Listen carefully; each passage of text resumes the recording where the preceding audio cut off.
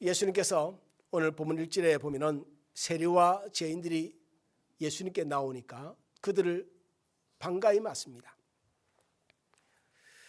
그런데 이것을 못마땅하는 부류들이 있죠. 바리새인들입니다. 그래서 예수님을 비판합니다. 어떻게 저 양반이 소위 공공연히 이 나라와 이 민족이 다 아는 저 죄인들을 가까이 하는가? 멀리 해야지. 그래서 그럼에도 불구하고 예수님은 그 소리를 듣고 요동치 않으시고 그들을 향해서 세 가지 비유를 이야기합니다. 첫 번째는 잃은 양, 한 마리의 양을 잃어버린 것과, 두 번째는 한 드라크마를 잃어버린 것과, 세 번째는 둘째 아들이 잃어버림에 대한 이야기를 합니다. 이런 오늘 본문에 보면은 그 당시 시대상에는 세리는 죄인이었습니다. 창기도 죄인이죠. 그리고 바리새인들은 의인입니다. 이게 죄인과 의인의 분별입니다. 이 당시에 나름대로 상식이었고 그게 법이었습니다. 예수님은 그 규례를 따라서 말씀하시고 계십니다. 반박하지 않습니다. 왜 그렇게 예수님이 받아들였는지, 아니면은 왜 죄인을 내가 가까이 설명하지 않습니다. 그냥 세 가지 예를 들 뿐입니다. 비유를. 세 가지 공통점이 있죠. 다 세 가지 다 잃어버렸다는 겁니다. 그래서 저는 오늘 이 잃어버림에 대한 이야기를 여러분과 하고 싶은데, 특히 무엇을 이야기를 하고 우리가 목적지에 다다르고 싶냐면 어떻게 잃어버렸을까? 이게 핵심입니다. 그 핵심의 논리를 따라서 예수님이 그들에게 하고 싶은 이야기가 있습니다. 그 이야기를 여러분과 함께 나누고 싶습니다. 첫 번째는 양 한 마리를 잃어버렸습니다. 양 100마리가 있는데 한 마리를 잃어버렸습니다. 그런데 여러분, 이 양의 심리를 보자고요. 이 양이 목자를 떠나고 싶어서 떠난 게 아닙니다. 내가 이 무리가 귀찮고 내가 이 무리들 중에서 나를 괴롭히는 애가 있어서 나는 이 무리를 떠나서 조용히 나 홀로 살아야겠다라는 생각을 가진 것도 아닙니다. 이 양은 속된 말로 이런 겁니다. 눈앞에 있는 풀을 먹다가 앞에 있는 가다 보니까 딴 길로 갔을 뿐입니다. 단지 그의 부족함이라는 것은 무리를 신경 쓰지 않았고 목자에 신경 쓰지 않았습니다.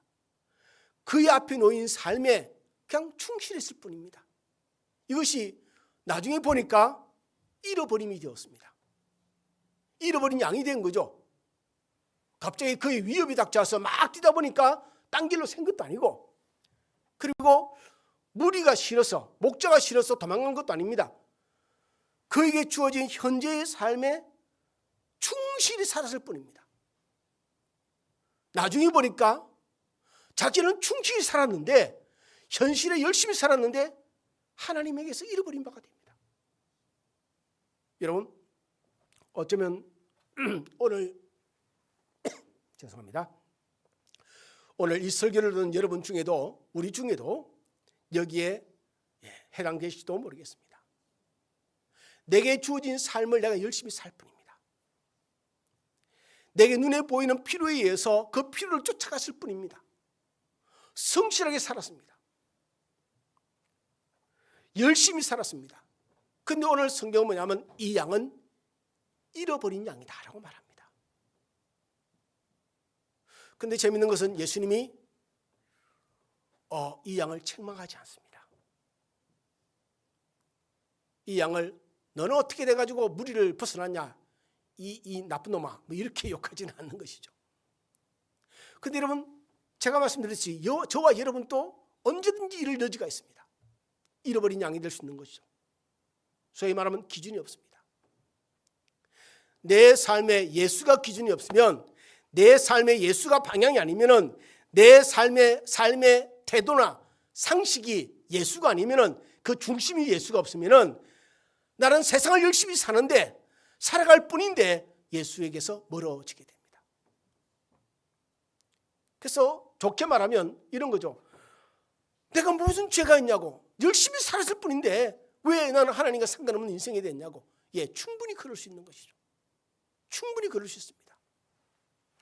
내 눈앞에 있는 필요를 따라서 그 필요를 채우기 위해서, 얻기 위해서, 이루기 위해서, 그리고 가지기 위해서 살았을 뿐인데 인생이 하나님과 상관없는 인생이 되어버린 것이죠. 내 중심에 예수가 없으면 순간순간 예수를 기억하지 못하고 순간순간 예수를 통해서 확인되어지지 못하고 내 삶을 들여다보지 못하면 우리는 언제든지 이렇게 하나님께로 멀어질 수 있습니다. 오늘 보면 4절에 이렇게 기록되어 있습니다. 너희 중에 어떤 사람이 양 100마리가 있는데 그 중에 하나를 잃으면 99마리를 들여두고 그 잃은 것을 찾아내기까지 찾아다니지 않겠느냐. 말씀드렸죠. 잃은 양을 그냥 찾아다닐 뿐입니다. 비난하지 않습니다. 이 생각 없는 놈아 어떻게 무리를 떠났냐, 그렇게 이야기하지도 않습니다. 그냥 찾을 때까지 찾으러 다닐 뿐입니다. 잃어버린 영혼에 대한 애정어린 하나님의 마음만이 드러날 뿐이죠. 두 번째는 잃어버린 드라크마입니다. 10드라크마를 가졌는데 한 드라크마를 잃어버렸습니다. 드라크마의 단위는 하나의 하루 1당입니다. 하루 1당. 데나리온과 같죠. 근데 여러분, 하나의 추론을 해봅시다.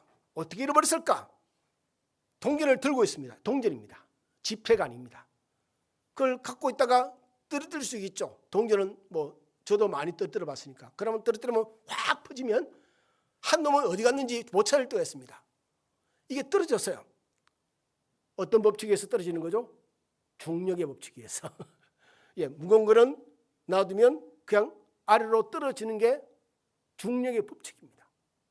떨어졌는데 동전이 둥그니까 통통 튀다가 또르르 굴러서 손이 닿을 수 없는 어두운 곳 깊은 구석으로 속 들어갈 수도 있겠죠. 그 가는 길을 놓치면 어디 떨어졌는지 어디로 갔는지 이놈을 찾기가 난감해집니다. 그런 상황이 벌어지는 거죠. 이것은 말이죠, 우리의 환경입니다. 우리가 거부할 수 없는, 우리가 어찌 조절할 수 없는 우리에게 주어지는 환경이죠. 여러분, 드라크마가 떨어지는데 나 안 떨어질래. 안 떨어집니까? 그건 정말 기적이죠. 동전을 공중에 놨는데 공중에서 동전이 둥둥 떠 있다. 그럴 수는 없겠죠. 동전은 불가항력입니다. 떨어질 수밖에 없는 거죠. 성경은 말합니다. 우리에게 인생을 살다 오면 우리가 놀랄 일도 만나고 두려워할 일도 만난답니다. 그런데 문제는 뭐냐면 동전은 자기 의지를 발동해서 환경을 거부할 수도 없고 중력의 법칙에 의해서 떨어지고 그리고 둥그니까 굴러갈 수밖에 없고 구석에 들어가도 어찌할 바를 모릅니다. 근데 사람은 다르죠. 사람은 환경을 거스를 수 있습니다. 사람은 환경을 거스를 수 있죠. 내가 놀랄 일을 만나고 두려워할 일을 만나도 성경은 이렇게 말합니다. 두려워하지 말라. 내가 너와 함께합니다. 놀라지 말라. 나는 네 하나님이 됩니다. 그러니 우리 신자가 세상을 살다가 원치 않는 삶의 고통과 괴로움을 만나고 그런 환경에 주어져서 오랫동안 세월을 보내게 될 일이 생길 때에 우리는 우리의 의지를 발현할 수 있는 거죠. 우리의 신앙을 동원할 수 있습니다. 그것을 거부할 수 있단 말이죠. 그래서 여러분 이렇게 생각하십시오. 이렇게 정의를 내리시기 바랍니다. 내게 주어지는 환경을 내가 이겨내려고 그러지 않고 그냥 그 환경 흘러가는 대로 놓아둔다는 것은 내게 주어진 하나님에 대한 믿음을 사용하기를 포기하는 것이다. 이 환경 속에서 내가 행동해야 할 행동에 하나님의 모습이 있는데 그것을 내가 포기하는 것이다. 다르게 좀 더 심도 깊게 말하면 그 환경에 치우쳐서 그 환경에 내가 치여서 하나님에 대한 신앙을 내가 버리는 것이다. 여러분, 어떤 사람은 이런 말을 합니다. 환경 탓을 하고 사람 탓을 합니다. 근데 늘 그렇지는 않죠. 저 사람이 어릴 때 환경이 너무너무 힘들게 살았기 때문에 저 꼴이 되었다. 아니요. 너무너무 어렵게 살았기 때문에 저 잘된 사람도 있습니다. 너무너무 고통을 당하며 살았기 때문에 저 사람의 성격이 이상하게 변했다. 아니요. 고통을 당했기에 더 단단해지고 더 깊어지는 성품을 가진 사람도 있는 것이죠. 선택입니다. 길을 가다가 여러분 돌에 걸려 넘어지기도 하죠. 그러나 조금 더 우리가 미화시켜 말하면 어떤 사람은 그 돌을 가지고 그 돌의 진가를 발견하고 집에 가져가서 여러분 수소로 만들기도 하고 어떤 사람은 그걸 건축 재료로 아니면 어디에 기대서 놓을 수 있는 틈을 기댈 수 있는 그런 재료로 사용하기도 합니다. 인생이라는 게 환경을 따라 살면 다 죽습니다. 물론 적응이라는 말을 우리가 할 수 있지만 신앙이라는 것은 현실의 적응이 아니고 현실을 감당하고 이기는 데 있습니다. 신앙의 가치는 여기에 있습니다. 그러니 우리는 각자 입장에서 다 불리한 환경을 누구나 가지고 있습니다. 돈이 많은 사람이든 돈이 없는 사람이든 건강한 사람이든 건강치 않은 사람이든지 어떤 환경에 있든지 각자 입장에서 불리한 환경이 다 있단 말이죠. 그것을 핑계대고 우리는 하나님을 자꾸 회피합니다. 그것을 핑계대고 이런 사람 있죠. 몸이 아픕니다. 그럼 주일날 됩니다. 어떻게 되죠? 에이, 목사님한테 몸이 좀 안 좋았다고 안 가지. 스스로가 핑계가 만들어집니다. 할 일이 있고 친구를 만나기로 약속했습니다. 내 몸이 아픈 걸 친구가 압니다. 그럼 내 몸이 아파서 못 가겠다 하면 충분히 이 친구가 이해할 만합니다. 그럼 그걸 계속 핑계로 사용합니다. 그것을 극복하고 이겨내는 사람이 아니라 거기에 적응해가고 거기에 지고 있는 삶이죠. 그 환경에 내가 스스로 포기하는 겁니다. 그래서 여러분, 잃어버린 드라크마는 그는 스스로 환경을 거스를 수 없지만 사람은 그렇지 않다. 자, 세 번째, 둘째 아들의 이야기를 또 해봅시다. 둘째 아들은 어떻게 잃어버리는가? 양과 드라크마와 달리 둘째 아들은 스스로 의지를 가지고 아버지를 떠납니다. 이게 첫 번째, 두 번째와 다른 상황인 것이죠. 떠남에 대한 이유입니다. 게다가 재밌는 게요, 성경의 길을 보면 둘째 아들이 아버지 재산을 물려받아서 다른 나라로 갔는데 그냥 다른 나라로 갔다가 아니고 먼 나라로 갔다. 먼 나라. far away. 아주 멀리 갔습니다. 이유가 뭘까요? 자기 사는 소식이 아버지에게 안 들렸으면 좋겠습니다. 내 사는 모습이 아버지에게 안 보였으면 좋겠고, 이웃 동네에 있으면 뭐 서로가 다 할 거 아닙니까? 우리가 제주도가 겐당문화라 그러는데 한 집 건너 하나 건너면 다 아름아름 다 알게 되는데, 제주도에 살면 이 좁은 바닥에 다 알게죠. 그러면 어디 가죠? 뭐 서울로 강원도에 가든가 아니면 아예 외국으로 가든가 뭐 그런 이야기죠. 이 둘째 아들은 아버지의 눈을 피하고 싶은 마음밖에 없습니다. 아버지의 간섭을 피하고 싶고, 그리고 손에 내 끈을 쥐고 싶습니다. 내 소유를 쥐고 싶습니다. 그래서 먼 나라로 갑니다. 그런데 가서 만나는 상황들이 뭐죠? 여러분, 창기를 만나고 돼지를 만납니다. 돼지우리를 만나고 돼지가 먹는 지은 열매를, 이런 것들을 만납니다. 축복받지 못한 인생으로 내리막길을 걸어가는 것이죠. 여러분, 이것은 뭐냐면은 둘째 아들이 나중에 깨닫게 되는데, 내가 아버지 곁에 있었던 것이 얼마나 큰 축복이고 감사할 일이고 영광스러움인지를 인지를 못합니다. 이 둘째 아들의 문제는 여기에서 시작됩니다. 왜 그의 의지로 스스로 아버지를 떠났느냐? 지금 현재 내가 처해 있는 현재의 삶이 하나님께 얼마나 감사한 환경인지, 아버지께 고마운 일인지, 아버지의 태도에 있다는 것이, 아버지의 보호 아래 있다는 것이 얼마나 축복받은 상황인지를 인지를 못하고 감사하지도 못하고 내가 알아서 살아보겠다고 하는 어리석은 소치인 것이죠. 어리석은 소치입니다. 여러분, 이 아들의 삶에 대해서 여러분 딱 잘 기록된 내용이 있죠. 뭐라고 그랬죠? 먼 나라에 가서 어떻게 살았다 그러냐면 허랑방탕하게 살았답니다. 허랑방탕. 그러니까 자기 하고 싶은 대로 하고 자기 가고 싶은 대로 하고 그렇게 사는 거죠. 자고 싶을 때 자고 일어나고 싶을 때 일어나고 정확하게 정해진 시간이 있습니다. 루틴이 없죠. 그냥 루틴은 하나죠. 내 마음 내키는 대로, 내 육체가 이끄는 대로. 그리고 또 허랑방탕의 의미가 뭡니까? 내 시간과 내 육체와 내 재물을 가치 없는 것에 허비하는 겁니다. 이게 허랑방탕입니다.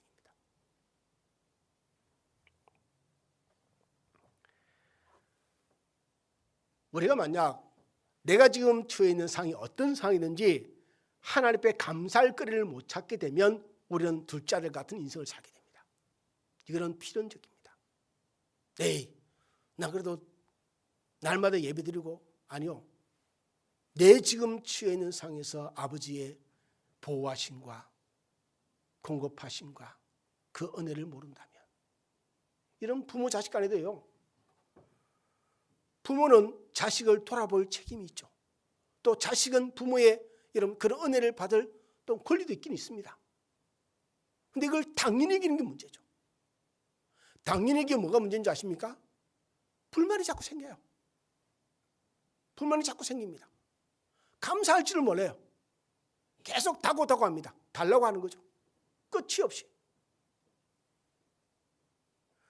우리가 하나님 은혜 가운데 살면서 그 은혜를 모르면 이런 비역한 마음을 품게 되는 것이죠.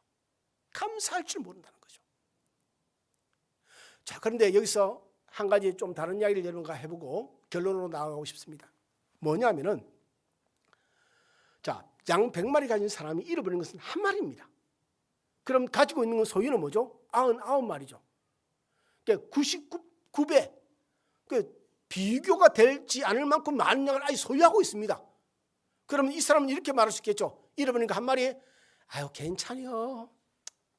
난 아직 99마리가 있어. 아이고 그거 찾느라 애쓰다가 또 한 마리 또 잃어버릴 수 있어. 그래서 나도 오늘 본문에 뭐라고 그랬죠? 99마리 어디에 뒀다고요? 덜에 두고. 우리의 집어넣고 가지. 그냥 보니까 덜에 놓았는데 한 마리가 없어요. 그냥 덜에 두고 그냥 찾아갑니다. 또 다른 놈이 또 딴 데로 갈 수도 있잖아요. 생각 안 합니다. 잃어버린 한 양만 찾기 위해서 갔어요. 그럴 수 있지 않겠습니까? 그럼 예, 그거 찾으러 가다가 이리가 오면, 늑대가 오면 큰일 나. 그놈 찾으러 가다가 2-3마리 또 도망가면 내가 감당이 안 돼. 아이고 할 수 없다. 뭐 팔자지. 그리고 99마리 챙길 수도 있지 않겠습니까? 10데라크마, 1데라크마를 잃어버렸습니다. 그러면 99마리 비해서 10데라크마는 조금 더 아까울 수 있겠죠. 그래도 가진 게 9데라크마입니다. 자, 2 아들 중에 한 아들을 잃어버렸습니다. 2 아들 중에 하나를 잃어버리니까 50%죠. 상실감은 더 크겠죠. 그래도 장자는 있지 않습니까? 가문을 잇고, 예, 장자는 있지 않습니까? 아니, 가족을 잃어버렸으니까 상실감은 훨씬 더 크겠죠. 훨씬 더 크겠죠. 무슨 말씀을 드리고 싶냐면, 우리는 크기에 비례하지 않는 상실에 대한 마음을 모든 인간은 가지고 있다는 겁니다. 여러분들이 주식을 한다 칩시오. 그럼 주식을 100만 원짜리를 하나 샀습니다.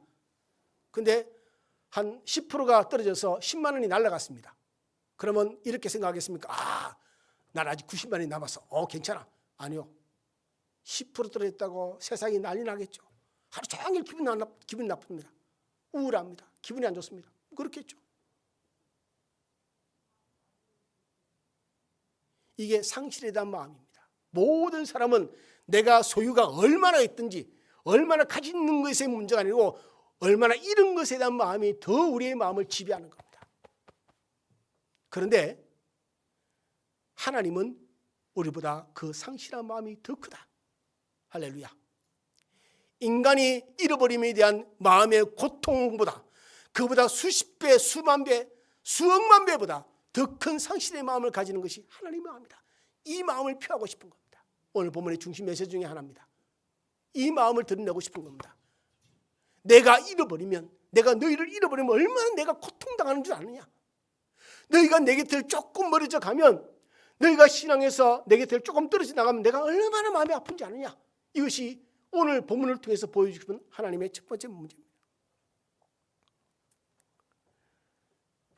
그래서 이것을 역설적으로 비교를 하면은, 오늘 보면 6절을 보면 양 한 마리를 찾고 난 뒤에 그 주인의 태도입니다. 이렇게 기록되어 있습니다. 집에 와서 그 벗과 이웃을 불러 모으고 말하되 나와 함께 즐기자. 나의 잃은 양을 찾아내었노라. 한 마리를 잃어버린 것이 얼마나 아팠으면 한 마리를 찾고 난 뒤에 이웃을 불러서 잔치를 벌립니다. 잔치를 벌일 만큼 찾음에 대한 기쁨이 크다는 거죠. 그래서 뭐죠? 잃어버림에 대한 상실감과 정죄하는 마음입니다. 그만큼 기쁘다는 겁니다. 한 드라크마도 마찬가지입니다. 드라크마를 찾고 나는데 이렇게 기록되어 있죠. 오늘 본문 9절에 찾아낸 적 벗과 이웃을 불러 모으고 말하되 나와 함께 즐기자. 이런 드라크마를 찾아내오느라. 저는 이 말씀을 보면서 이거는 경제적이 못하다. 왜? 일당을 찾았는데 잔치를 벌리면 그 10배가 더 나가지 않을까. 옛날에요. 우스갯이야기입니다. 그냥 제가 학교가 가난한 학교라 이제 학기마다 이제 등수 1등을 하면은 그 돈을 장학금을 주는데 이게 30만 원을 받습니다. 그러면 기숙사에서 한 푼 내라 그러죠. 또 우리 반에서 한 푼 내라 그러죠. 또 친한 친구가 한 푼 내라 그러죠. 돈이 다 날아가요. 장학금으로 써야 되는데. 그래서 이거는 좀 비경제적이다. 근데 무슨 말씀이죠? 그만큼 기쁘다는 겁니다. 돈의 가치의 문제가 아니라 잃어버림에 대한 상실감이 얼마나 크기에 찾음에 대한 기쁨이 얼마나 클까라는 이야기인 거죠. 자, 둘째 아들을 찾았습니다. 그 아들의 찾음에 대해서 23절 24절을 기록하기를 이렇게 기록하고 있습니다. 살찐 송아지를 끌어다가 잡으라. 우리가 먹고 즐기자. 이 내 아들은 죽었다가 다시 살아났으며 내가 잃었다가 다시 얻었노라. 이런 자식이 죽으면 부모는 그 자식을 가슴에 묻는답니다. 평생의 고통입니다. 그런데 이 아들을 죽었다고 생각할 만큼의 상실감을 가진 것이 아버지의 마음이었답니다. 죽었다고 생각한. 근데 그 아들이 살아났습니다. 그 기쁨이 얼마나 크겠습니까? 비유적으로 설명한 겁니다. 잃어버림에 대한 아픔이 얼마나 클지. 우리도 얼마나 가진 것이 문제가 아니라 조그마한 것을 잃어버려도 잃어버림에 대한 상실감이 크듯이 하나님은 그보다 비교할 수만큼 없이 크다는 것이죠. 여기서 우리가 하나의 징검다리 짓는 것이 하나의 직분하는 문제가 있습니다. 이야기를 하고 제가 말씀의 결론을 맺겠습니다. 우리가 반드시 기억하고 지나갈 것. 그것은 뭐냐면 양을 한 마리 잃어버렸습니다. 양을 들판에 둡니다. 찾으러 나갑니다. 언제까지 찾죠? 오늘 성경 기록하고 있습니다. 찾을 때까지 찾습니다. 드라크마를 언제까지 찾죠? 찾을 때까지 찾습니다. 기한에 제한이 없습니다. 시간에 제한이 없습니다. 마음의 제한도 없습니다. 이게 하나님의 마음입니다. 이런 자를 찾을 때까지 찾습니다. 또 하나는요, 한 드라크마를 찾는데 거기에 하나의 수시가 더 붙습니다. 어떻게 찾죠? 부지런히 성실하게 찾습니다. 그러니 이것을 한 단어로 한 문장으로 읽으면 하나님은 이런 자를 찾기 위해서 이런 온 그의 열심을 다해서 끝까지 찾으리라. 찾아낼 때까지. 그리고 또 하나는 두 번째는 찾고 난 뒤에 그의 기쁨은 이로 형용할 수 없다는 겁니다. 그만큼 잃어버린 자에 대해서 우리에 대해서 얼마나 하나님의 마음이 깊은지를 애틋한지를 우리를 대하는 마음이 얼마나 귀한지를 보여주는 대목인 것이죠. 그것을 이렇게 표현합니다. 죄인이 회개하고 하나님께 돌아오면 하늘은 회개할 것 없는 의인 99을 일한 기쁨보다 더 큰 기쁨이 있느니라. 할렐루야. 드라크마를 찾고 난 뒤에 똑같이 말합니다. 죄인 하나가 회개하고 돌아오면 하나님의 사도 앞에 그 기쁨이 얼마나 큰지를. 우리가 오늘 본문에 23절, 24절에 기록되어 있지만 얼마나 그 아들을 찾음에 대한 기쁨이 대단한지에 대해서 기록하고 있습니다. 사랑하는 성도 여러분, 2024년 이제 오늘이 지나면 이틀 남았네요. 52번째 주일입니다.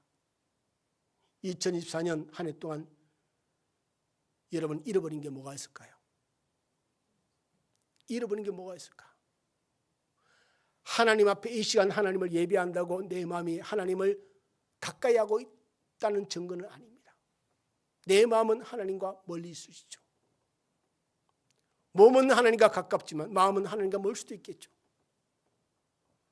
세상을 살아가다 보니까 내 바쁜 일상에 열심히 하다 보니까 내 자식, 내 직장, 내 사업장, 내 환경에 대해서 충실하게 하다 보니까 내가 하나님을 인지하지 못하고 산 날들이 얼마나 많을까. 내 필요로만 쫓다 보니까 내 상황이 이러니까 내 환경이 이러니까 그게 수긍해서 그때그때 하다 보니까 내가 하나님을 생각하지 못하고 내가 살았던 적이 얼마나 많을까. 주일 되면 교회는 나오지만 이미 내 마음은 세상에 다 흩어져 버리고 몸만 교회에 와 있는 경우가 얼마나 많을까? 아니면 의지적으로 하나님의 뜻은 어렴풋이 알 것 같지만 그게 싫어서 내 성질대로 내 기분대로 내 뜻대로 판단하고 행했던 적도 얼마나 많을까? 이 한 가지를 기억하면 좋겠습니다. 하나님은 우리를 어제도 오늘도 그리고 영원히 우리를 기다리신다. 좀 더 적극적인 단어로 표현한다면 하나님은 어제나 오늘이나 영원토 우리를 찾으시고 계신다. 여러분 둘째 아들이 허랑방탕해서 재물을 다 호비하고 힘겨운 가운데 이렇게 고백합니다. 내가 하늘과 아버지께 죄를 지어 사오니 지금부터는 아버지의 아들이라 일컬음을 감당하지 못하겠나이다. 나를 품꾼이 하나로 보소서 하리라 하고 이에 일어나서 아버지께로 가니라. 이 삶이 우리에게 필요한 것이죠. 하나님을 기억해내고 우리가 가야 할 자리, 우리가 가야 할 방향을 제대로 잡고 다시 우리의 삶을 어찌었다 조정을 하고 수정을 하고 그래서 걸어가야 할 필요가 있겠죠. 참 억울하지 않겠습니까? 나는 내게 주어진 삶을 열심히 살았을 뿐이고 내 앞에 있는 문제를 처리하기에 바빴을 뿐인데 그것이 하나님과 상관없다면 얼마나 억울한 삶이 되겠습니까? 그러니 하나님을 기억하고 사시기 바랍니다. 하나님 주신 지혜를 기억하시고 하나님이 순간순간 우리에게 말씀하는 말씀의 지시를 따라 살기 바랍니다. 내 판단, 내 기분, 내 뜻, 내가 처해 있는 상황에 순응하는 삶이 아니라 하늘의 하나님이 우리 안에 계신 성령이 이끄시는 대로 성령이 우리에게 밝히 보여주시는 빛을 따라서 매일매일 우리 자신을 돌아오며 살아가서 하나님을 기쁘시게 하는 하나님을 가까이 하는 저와 여러분의 삶이 되기를 주님으로 축원을 드립니다. 기도하겠습니다.